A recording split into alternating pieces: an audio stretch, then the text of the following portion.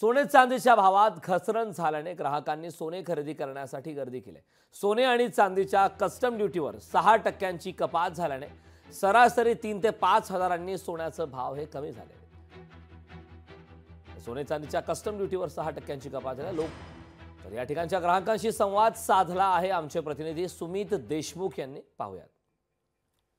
देशाचा अर्थसंकल्प नुकताच जाहीर झालेला आहे आणि या अर्थसंकल्पामध्ये सोने आणि चांदीच्या कस्टम ड्युटीमध्ये 6% घसरण झाल्याने सोने आणि चांदीच्या भावात कुठेतरी घसरण झालेली पाहायला मिळते आहे। सोने आणि चांदीच्या भावात जवळपास 3,000 ते 3,500 ते 4,000च्या भाव हा घसरण झाल्याने या सराफ बाजारात सोने खरेदी करण्यासाठी गर्दी झालेली जी पाहायला मिळते आहे। आजच्या 2 दिवसापूर्वी जर आपण सोने आणि चांदीच्या भावाचा जर विचार करता या सराफ बाजारामध्ये ग्राहकांनी पाठ फिरवलेली दिसत होती। मात्र ज्या पद्धतीने भारताचा अर्थसंकल्प हा जाहीर झाला आणि त्यामध्ये सोने आणि चांदीच्या कस्टम ड्युटीमध्ये 6% घट झाली, त्यामुळे जवळपास 3 ते 4 हजाराने सोने आणि चांदीच्या भावात घसरण झाल्याची पाहायला मिळते। त्यामुळे सराफ बाजारामध्ये ग्राहकांनी गर्दी केलेली या ठिकाणी पाहायला मिळते आहे। आपल्यासोबत काही ग्राहक जुळलेले आहेत, आपण थेट त्यांच्याशी संवाद साधूया।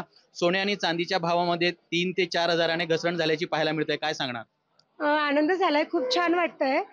ऍक्च्युली घरून येताना विचार केलेला नव्हता, मात्र आता कमी झालेल्या भावामुळे कदाचित मला जे काही खरेदी करायची होती त्यापेक्षा मी थोडंसं जास्त घेऊ शकणार आहे आणि हा भाव असाच जर राहिला किंवा अजून कमी झाला तर नक्कीच आनंद होणार आहे। खूप छान वाटतंय की आज बायकोला एक वेगळा दागिना अजून घेऊन देऊ शकतो, एवढी पॉझिटिव्हिटी आज भरून भरून आलेली आहे। कारण 3-3.5 हजाराची घसरण होणं हा काही साधा विषय नाही आणि खूप छान वाटतंय। चांगलं वाटतंय की आम्हाला संधी मिळाली आहे खरेदी करण्याची। बस अजून तरी काही नाही, पण आनंद वाटतोय।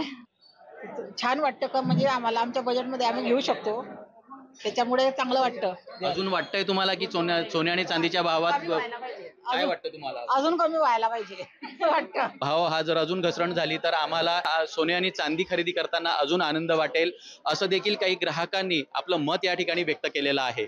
सुमित देशमुख, लोकशाही मराठी, जळगाव। लोकशाही मराठी, ऐका, पहा, जागरूक रहा।